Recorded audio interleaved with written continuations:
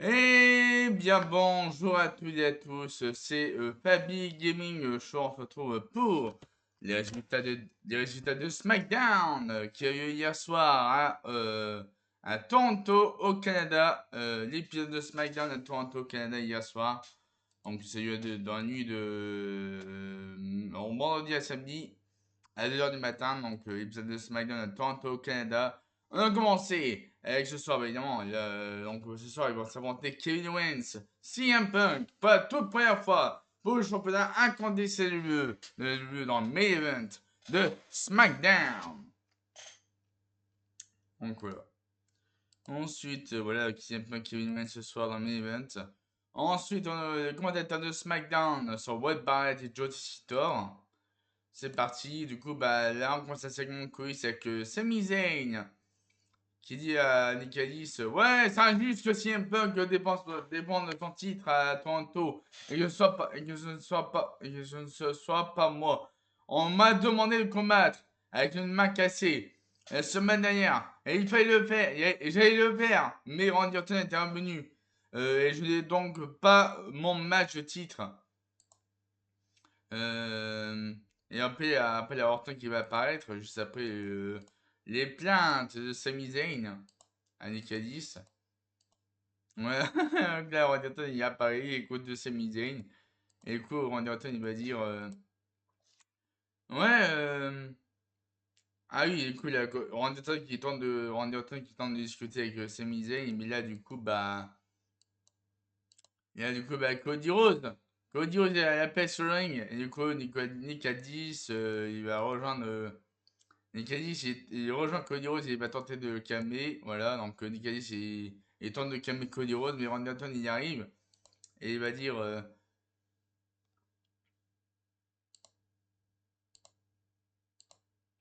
je vais détruire Cody Rhodes dans sa famille à Atlanta.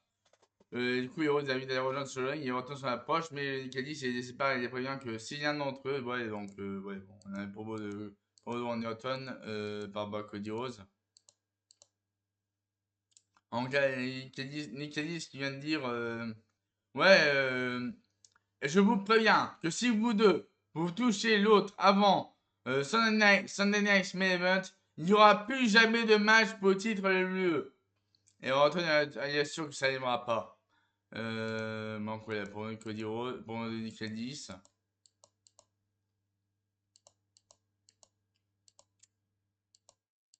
Ensuite, Randy Orton il dit que ouais, ça n'arrivera pas.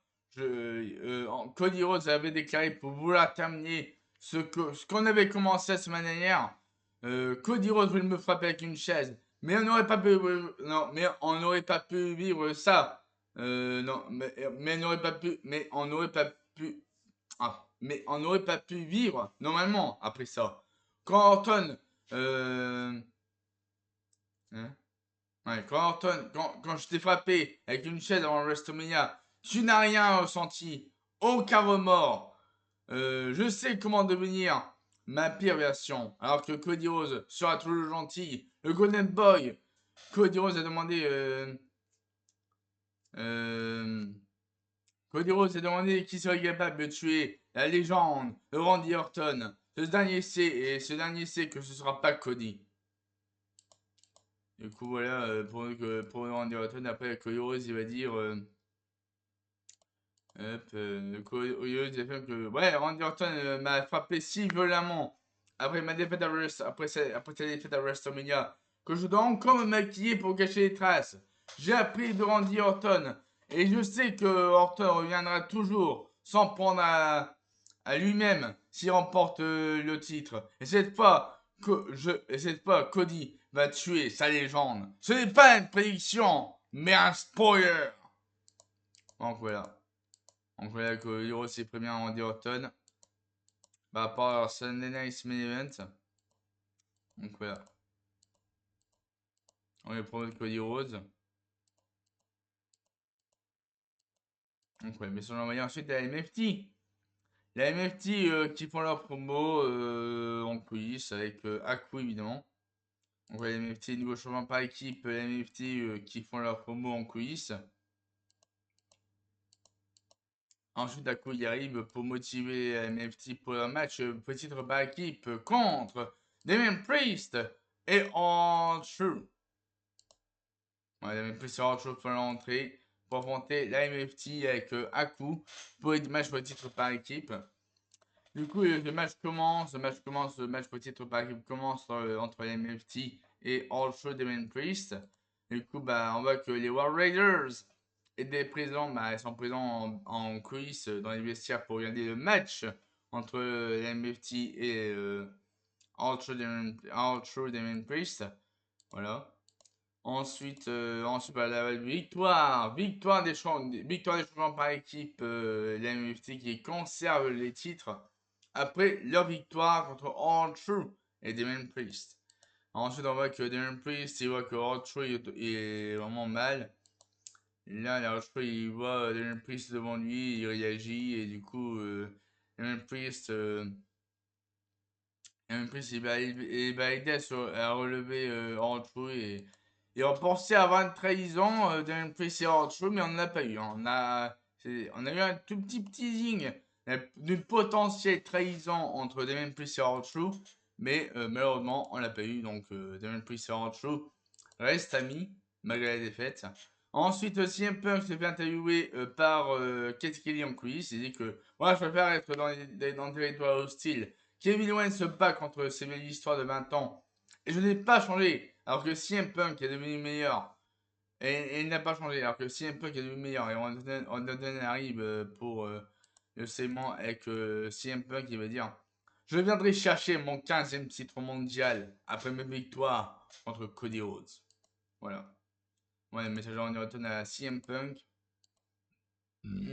On a seulement quiz avec Chelsea Green. On a la question à côté de Page. On a seulement quiz avec Chelsea Green qui discute avec Tiffany Stratton. Et ensuite, ils vont croiser le chemin de Page. Page qui est là. Et du coup, c'est parti. C'est mon quiz avec Page. C'est mon quiz avec Page. Chelsea Green, Tiffany Stratton des fatales influences. Voilà, donc Page est fini par défier Jessie Jane pour le titre des États-Unis. Voilà, donc Page affrontera bientôt Jessie Jane pour le titre des États-Unis. Ensuite, on quiz sur Blake Monroe et dit que j'aurais en anglais Blake Monroe qui se prépare pour son match contre Julia. Et là, il y a Katie qui vient interviewer et Blake Monroe il va dire: j'aurais bien aimé que mes débuts soient pour le titre. Il aurait pu avoir eu à Paris ou à Milan, mais elle se trouve à Toronto. Mais je me trouve à Toronto. Je vais aller faire ce que je fais de mieux, faire parler de moi. Donc voilà. Donc l'interview de Blake Monroe en coulisses. Ensuite, il y a Julia qui fait son entrée pour son match contre Blake Monroe et malheureusement, le match va être voilà. Du coup, là, Blake Monroe qui attaque Julia par derrière et du coup, Blake Monroe et voilà. Voilà comment ça se termine. Blake Monroe qui fait son neutralizer sur Julia au milieu de ring et voilà. Le match n'a même pas eu lieu. Le match n'a même pas eu lieu entre Julia et Blake Monroe, donc ça attendra encore une semaine, voire 2, voire 3 semaines, voire 4 semaines, on ne sait pas quand. On ne sait pas quand aura lieu le premier match de Blake Monroe, donc on verra par la suite. Allez, voilà, c'est mon quiz avec Xabi et Charlotte Flair qui discutent. Voilà, ensuite la Tattoo Baxter qui rejoint avec Xabi et Charlotte Flair. Ensuite, ils seront rejoints par Jake Cargill, Michel et Bifab. En Bifab et Bifab Paxé pour son premier match la semaine prochaine et Paxé accepte avec plaisir. Voilà. On a tout Paxé va porter Bifab la semaine prochaine à SmackDown. Voilà. Donc voilà, Bifab contre Paxé la semaine prochaine à SmackDown. Ensuite à suivre l'IHT avec Trick Williams. Donc Trick Williams fait son entrée avec l'IHT. Et du coup, on commence une promo de Trick Williams, ça veut dire. Ouais, j'ai dit à HT, j'ai dit que j'avais HT à mes côtés, mais j'ai toujours pas mon titre. J'avais que Corbin à le rejoindre pour qu'il puisse récupérer mon titre. Et du coup, par Corbin qui arrive à moto. Avec Benjamin Yamamoto, mais il n'y a pas son titre. Voilà, donc Corbin il fait son entrée normal, mais sans son titre des États-Unis. On ne sait pas pourquoi. Bref, hein, Corbin arrive pour faire passer à Trick Williams. Et Williams s'est dit à Corbin, ouais, tu dois me donner ce que les gens veulent. Un match de titre, maintenant. Et ben Corbin il va répondre à Trick Williams, tu n'auras pas de match. Donc voilà, promo de Trick Williams aussi. Bon, promo de Baron Corbin, il va répondre tu n'auras pas de match. Tu as perdu de match. Williams n'a rien à m'offrir. Et je l'ai battu à chaque fois. Ça n'arrive jamais. Et du coup, il y a Yoshi qui apparaît par derrière. Baron Corbin avec un kendo stick. Et hop, boum! Kendo stick de IHT sur Baron Corbin. Et Trick Williams expulse Baron Corbin à l'extérieur. Et du coup, bah, IHT il continue d'attaquer Baron Corbin avec son kendo stick. Il propose un match à Sunday Night Main Event de Trick Williams. Mais avant ça, il veut un match de 5 minutes à IHT dans sa vie Nadal. S'il survit, Williams aura un match de titre. Sinon, il n'aura rien. Donc voilà. Ensuite, c'est juste un challenge de Baron Corbin à IHT. Donc Trick Williams et IHT ils réfléchissent, puis IHT accepte, et Baron Corbin termine en disant que ce sera les 5 minutes les plus longues de la vie de IHT. Voilà. Donc ouais, Baron Corbin et IHT en un match qui va durer 5 minutes. Hein. Donc si IHT survit pendant ces 5 minutes, Trick Williams aura un match de titre. S'il n'y arrive pas, bah c'est terminé. Hein. Terminé, il n'y aura plus à faire. Baron Corbin n'aura plus à faire à IHT et Trick Williams. Donc voilà, donc la IHT qui va accepter la proposition de Baron Corbin. Et Baron Corbin termine en disant que ce sera les 5 minutes les plus longues de la vie de IHT. Voilà. Hop. Ensuite, c'est mon quiz avec Finn Balor, qui est heureux de revoir Kevin Owens. Il dit que, ouais, j'aurais aimé être prévenu. Hein. Et Gunther, il va à son tour et il dit que, ouais, il dit à Kevin Owens, ouais, que si tu gagnes ce soir, tu n'auras pas à t'inquiéter de Finn Balor, mais de moi. Et Gunther, il part et puis Finn Balor dit à Kevin Owens, ouais, que j'attendrai de l'autre côté si je gagne. Hein. Si tu gagnes, non. Finn Balor à Kevin Owens. Ensuite, Jimmy Stratton qui fait centrer pour son match 1 contre 1 contre Nia Jax avec Lash Legend. Non, contre Lash Legend avec Nia Jax, excuse-moi. Donc voilà, le match commence entre Tiffany Stratton et Lash Legend. 1 contre 1. Et du coup, il a fallu ma victoire de Lash Legend contre Tiffany Stratton à SmackDown. Ensuite, bah évidemment, Nia Jax en profite pour porter son leg drop à Tiffany Stratton. Et du coup, ils vont faire leur prise à deux. Jax et Lash Legend sur Tiffany Stratton. Et du coup, Chasserine arrive avec Kendo Stick. Bam! Kendo Stick sur Nia Jax. Sur Lash Legend. Kendo Stick sur Nia Jax. Et hop! Encore un Kendo Stick sur Nia Jax. Et du coup, quand tu encore ces Kendo Stick sur Lash Legend. Donc voilà. Et du coup, voilà, donc, du coup, voilà, donc, Nia Jax et Lash Legend ont quitté le ring suite à l'attaque de Chasserine. Et du coup, Chasserine a aidé Tiffany Stratton. Ensuite, ce soir, dans le main event à suivre, match pour le championnat incontesté de CM Punk contre Kevin Owens pour la première fois à la WWE. Alors ensuite, on présente vidéo promo de Shinsuke Nakamura par rapport à la NFT. Donc voilà, il va dire que non, c'est son partenaire. Well, what is in the dark? C'est que, mais oui, c'est Hiromu Takahashi. Mais oui, I am Kyoki. Voilà, il s'appelle Kyoki en bon. Alors, voilà le topo. La WWE n'a pas eu les droits de NJPW pour utiliser Hiromu Takahashi à l'UE. Il n'a pas obtenu les droits pour utiliser son nom. Du coup, Hiromu Takahashi reste toujours Hiromu Takahashi à NJPW, mais à la WWE, ils ont décidé de l'appeler Kyoki pour pas prendre de risques, évidemment, avec la NJPW.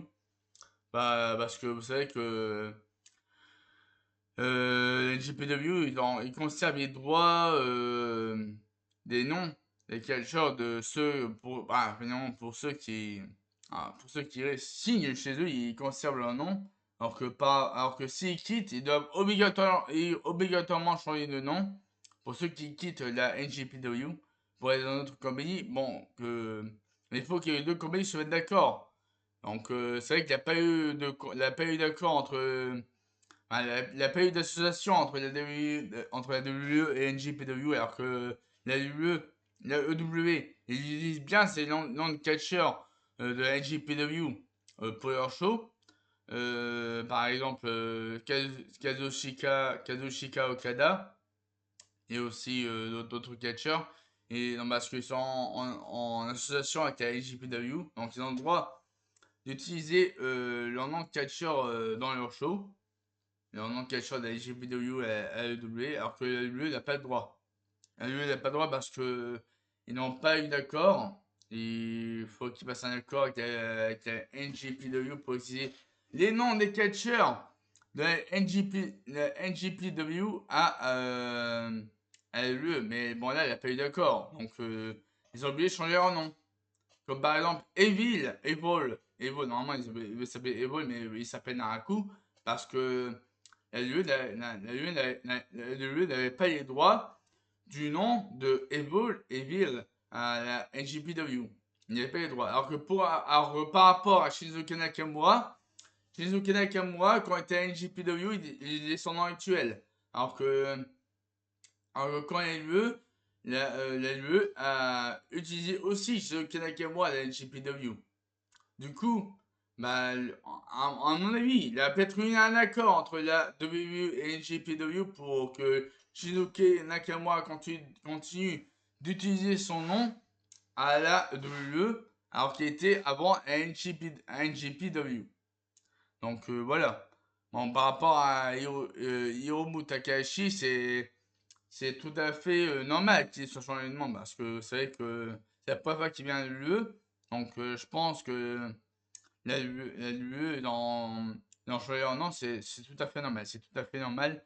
Elle n'a pas été surprise, mais bon. On s'y attendait, hein. On s'y attendait au changement de nom de Hiromu Takahashi en Kyoki. Voilà. Donc, on a hâte de voir la suite avec Hiromu Takahashi, avec Yoki, avec Shizuka Nakamura à l'UE, donc par rapport à la MFT. Donc, ça promet d'être de grandes choses pour Kyoki. On espère que LWE développera son potentiel de Kyoki à SmackDown. Donc, je rappelle que Kyoki est enfin arrivé à LWE. Donc, Kyoki, c'est Hiromu Takahashi. Hein, voilà. Je rappelle, Hiromu Takahashi, NJPW. Donc, il a son nouveau nom. Donc, c'est Kyoki à LWE. Donc là, il est enfin arrivé à l'UE, donc Kyoki, voilà. Donc voilà, Kyoki, c'est le nouveau partenaire de Shinsuke Nakamura à la WWE. Voilà. Par rapport à sa confrontation avec la MFT. Ok, du coup, voilà, hop, ça c'est fait. Ensuite, voilà, Kevin Owens va faire son entrée. Voilà, Kevin Owens fait son entrée chez lui au Canada. Donc voilà, ensuite CM Punk arrive avec un masque Toronto Canada. Donc masque par rapport au hockey évidemment, c'est évidemment le masque de hockey pour un masque référence au hockey je pense au Canada. Du coup CM Punk, le champion incontestable, le meilleur au monde, CM Punk fait son entrée. Du coup voilà, voilà. Et ensuite la tension maximale entre CM Punk et Kevin Owens avant que le match commence. Et du coup, le match commence entre Kevin Owens et CM Punk. Et là, au moment où Kevin Owens fait son plongeon sur CM Punk à travers la table. Et du coup, bah, Sami Zayn, la Sami Zayn qui vient attaquer CM Punk alors que l'arbitre était tourné, alors que l'arbitre était à terre. Du coup, l'arbitre n'a pas vu l'action de Sami Zayn qui attaque CM Punk. Et du coup, c'est Kevin Owens qui va faire tomber sur CM Punk avec le stunner, après le stunner. Mais ça fait un compte de 2 évidemment. Donc du coup, vu qu'il n'y a pas d'arbitre, le match continue. Voilà. Du coup, il y a Kevin Owens qui vient se plaindre à Sami Zayn. Et Sami Zayn, il attaque Kevin Owens. Et voilà. Sami Zayn qui attaque Kevin Owens avec le titre, évidemment. C'est évident, c'est évident. Du coup, CM Punk qui va arriver. Hop. Ouais, on revoit l'image de Sami Zayn qui attaque Kevin Owens avec le titre incontesté WWE. Et du coup, victoire de CM Punk contre Kevin Owens. Et CM Punk conserve son titre champion de WWE. Son titre champion incontesté de WWE après sa victoire entre Kevin Owens dans le main event de SmackDown. Voilà. À Toronto, Canada. On a CM Punk qui célèbre sa victoire. Mais du coup, Sami Zayn attaque CM Punk avec la ceinture. Et tout comme aussi Kevin Owens, hein, Sami Zayn attaque Kevin Owens et il attaque encore une fois CM Punk avec la ceinture, Sami Zayn. Et du coup, Sami Zayn célèbre avec la ceinture. Et je termine avec Sami Zayn qui envoie un message à CM Punk. Et du coup, voilà, je termine comme ça avec Sami Zayn qui regarde CM Punk à terre et aussi Kevin Owens aussi à terre après l'attaque de Sami Zayn. Bon, là, du coup, on va s'arrêter là pour les résultats de SmackDown du 21 août 2026 à Toronto, Canada. Je vous remercie à tous d'avoir regardé cette vidéo des résultats de SmackDown. En clair, c'est bien, il a montré son intention pour le titre de l'UE. Donc voilà. Donc sur ce, je vous ai à tous passer une très très bonne journée et à la prochaine.